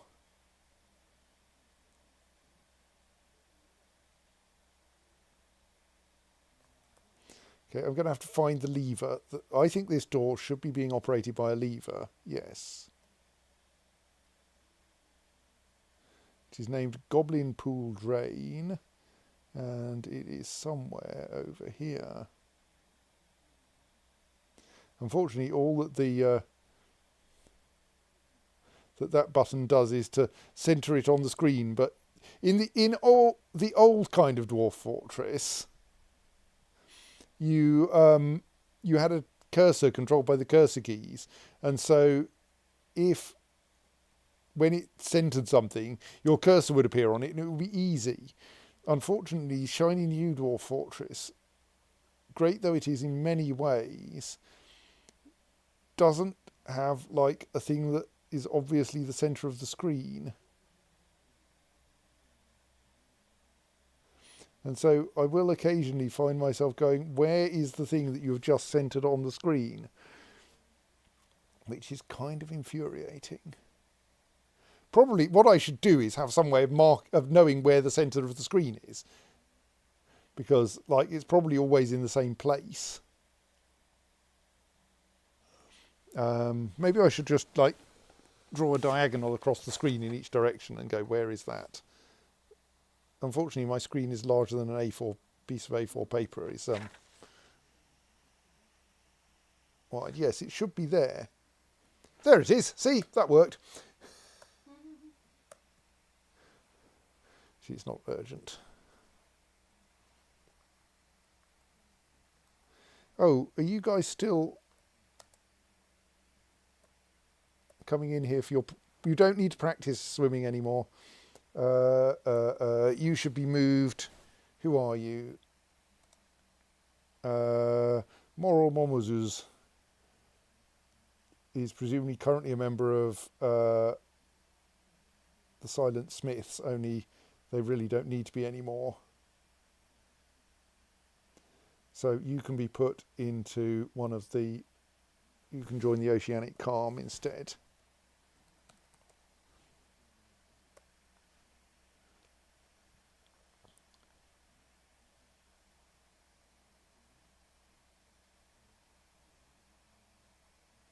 And Carol Chauveth Dodok also knows how to swim now, so they can also join the Oceanic Calm.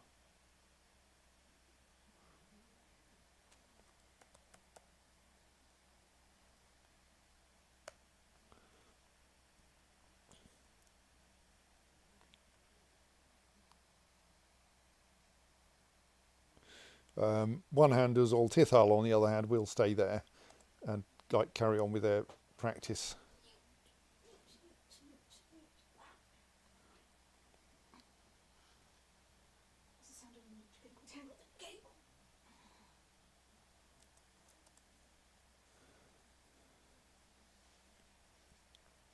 So at some point someone will open that door, right, and then we hope that this dwarf will maybe leave, but it is kind of difficult to get out there at the moment. Because I have gone and built these walls that make it quite... I think they'll leave when they get desperate enough. I'm wondering if I should make it quicker.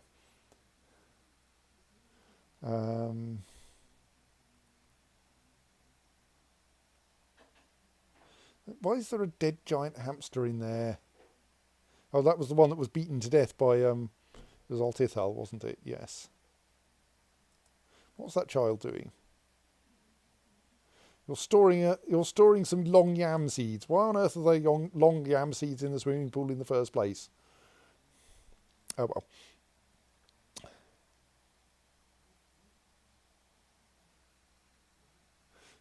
And Morphia says, flood it a little. See, you're getting the hang of this game. In order to encourage the dwarf to leave, just wash them out of there. They'll be fine.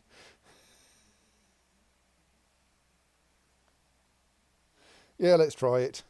Actually, this might work. I mean, not so much for getting them out, as we'll be flushing...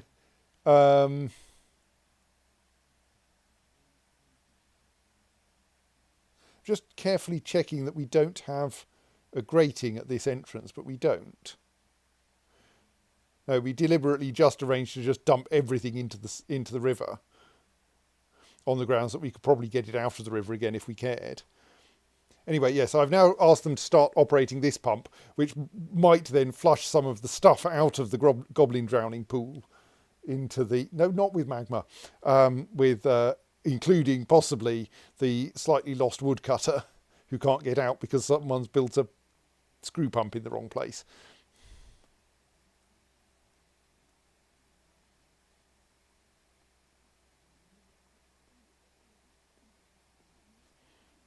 Really, you didn't need to be that vicious to that Tiercel peregrine.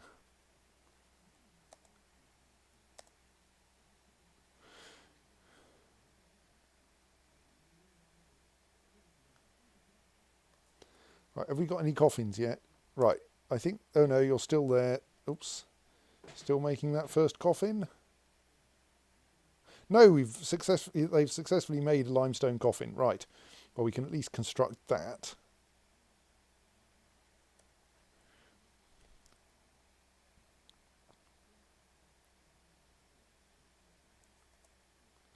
Eventually. You can see here the dead dwarves queued up for burial once they have once we have coffins installed for them, which is like better than leaving them lying around outside, but still not very good. I'm slightly worried a Tiercel peregrine versus a raven might actually win.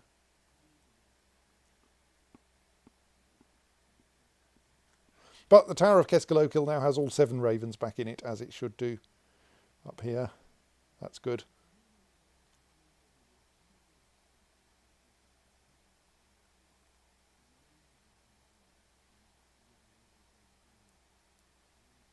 You can see there's quite a lot of activity down here. Getting dwarves properly buried where possible.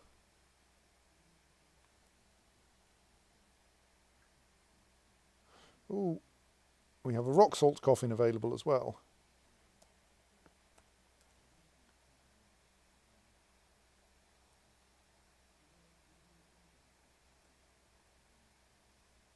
Allegedly. Or was it, has it gone and got itself attached to a task somehow?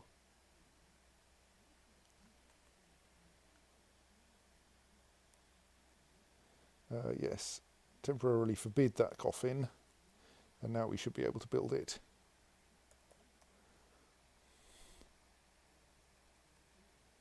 Right.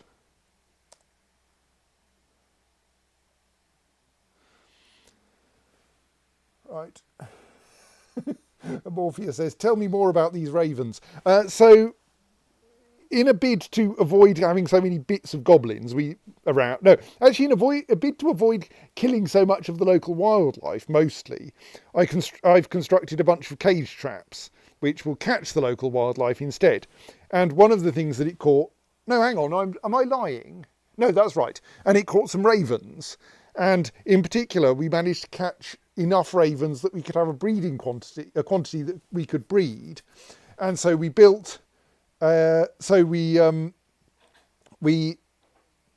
remember quite the order, but we set up over here a tower built of gabbro beside the river, vaguely in the style of the Tower of London. So it has like 4 little turrets around the top, and we filled it with nest boxes, and thus we were able to breed more ravens. And the nice thing, once you've tamed, if a tame animal has offspring, those offspring come out... Sorry, if a trained animal has offspring, those offspring come out with the same level of training as their parent, and if you give them one more training session while they're juveniles, they become permanently tame, and all of their offspring are permanently tame. And so we now have, for the most part, a stock of permanently tame ravens, and at any given time I try to have 7 of them assigned to the tower just to look picturesque, really. We should obviously have a tower with ravens in it, and 7 is a kind of standard dwarfy number. And also it's a number that we seem to be able to reliably keep in the tower. I tried to put all the ravens in the tower, but they kept leaving, probably because it was too crowded. But 7 seems to work quite nicely. So yes, we have a small quantity of ravens who are often to be found. All the little lowercase r's here are often to be found around this tower. They are purely decorative and not actually useful for anything. All right, we are now operating the pump. and we can see items are moving towards the river. Unfortunately, the water isn't actually getting in quite far enough to affect the...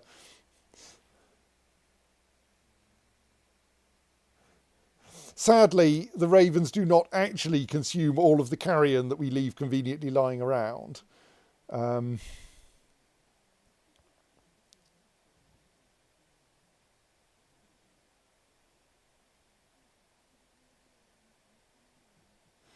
the woodcutter's getting their feet wet now.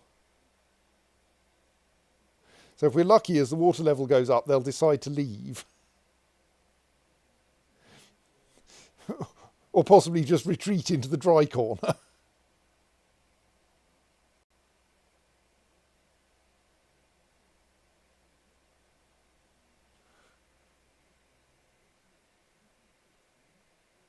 Dizzy says, if you close that door for a bit, the woodcutter will get properly wet. Yes, true. And if the and if I close it for a bit longer, the woodcutter will get properly drowned. That's not actually going to be a problem.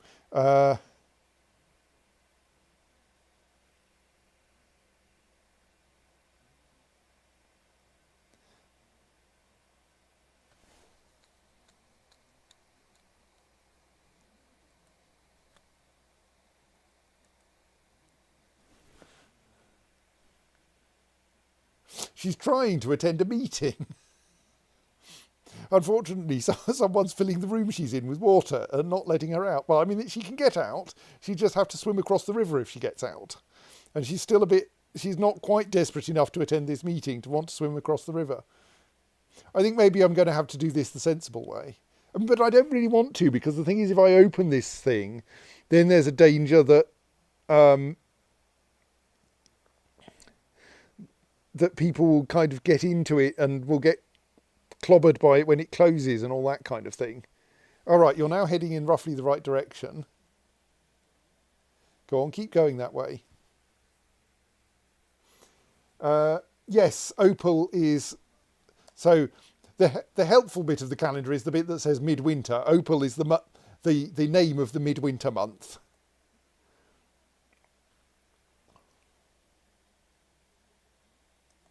So I'm a bit worried about the amount of water in here now. I'm actually going to stop pumping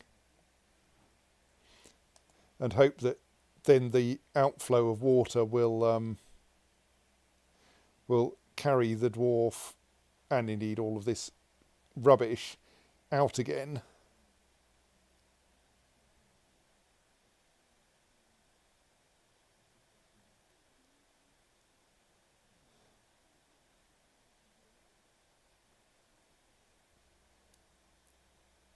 Sadly, I seem just to have washed all the rubbish up to the eastern side rather than getting it out.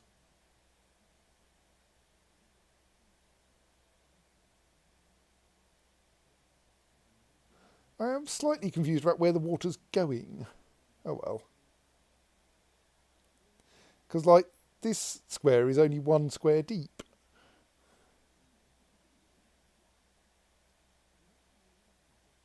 Come on, you can leave. No, not that way. Yes, that way. Right, now don't drown. Spleesh! She can swim. We should be okay.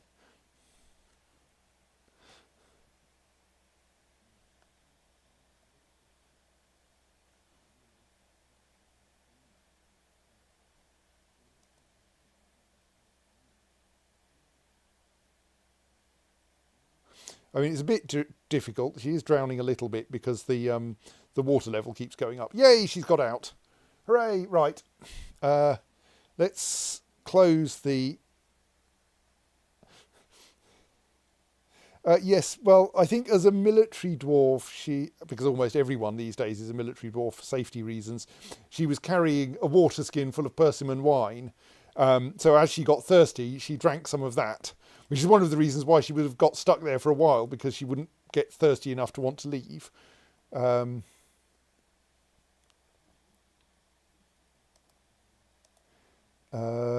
we leave that open? or do we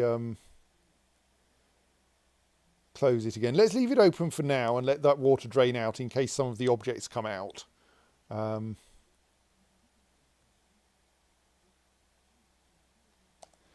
Right, we can now tag that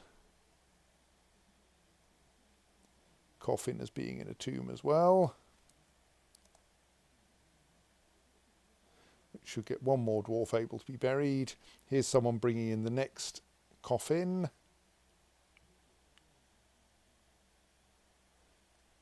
The next one is still waiting to be made. Okay.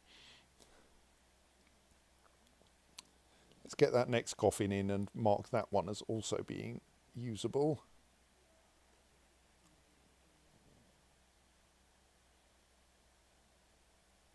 Then I think, given it's 1:45, sorry, I should go to bed very shortly.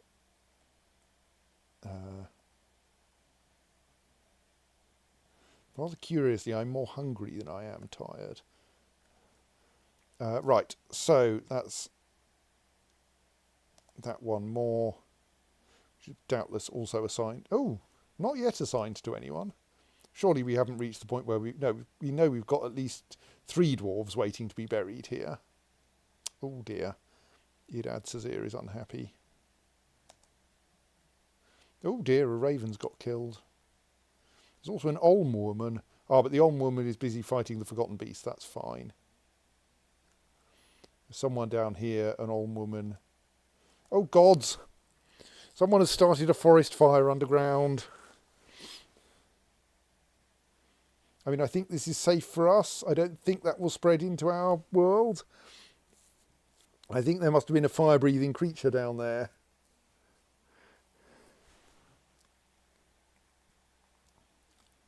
So now, yeah, this is the very lowest cavern level, so I think it's probably not going to affect us.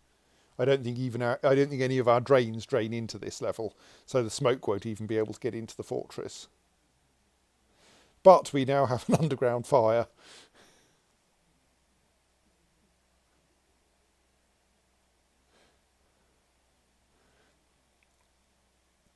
A fire.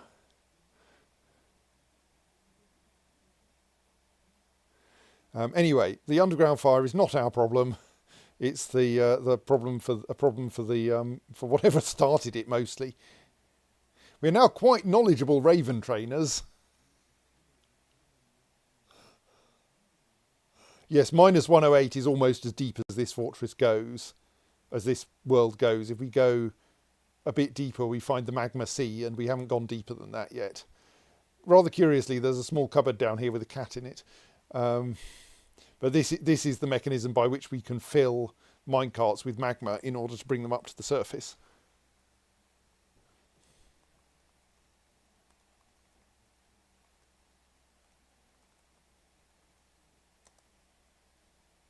Oh, it looks like the fire's gone out.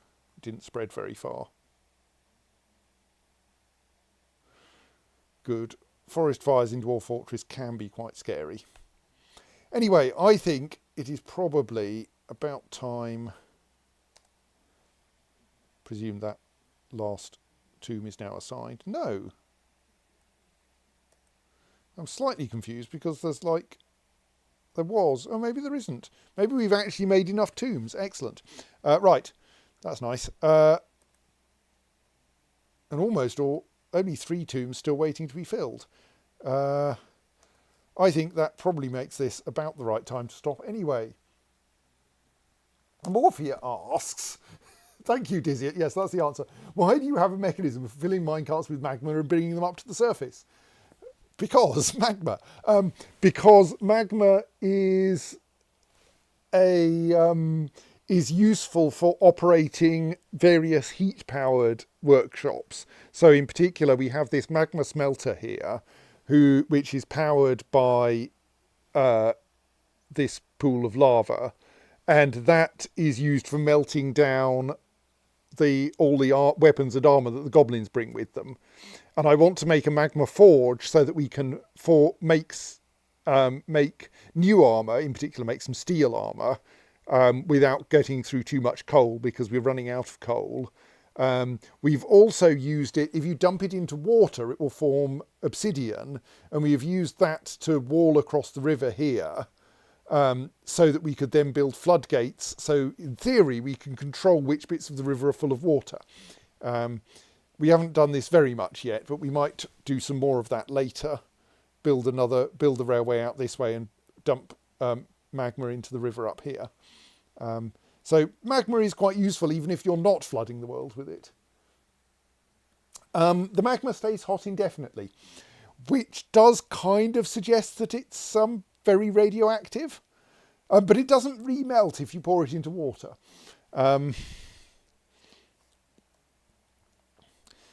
So maybe it's just like precisely thermodynamically neutral somehow.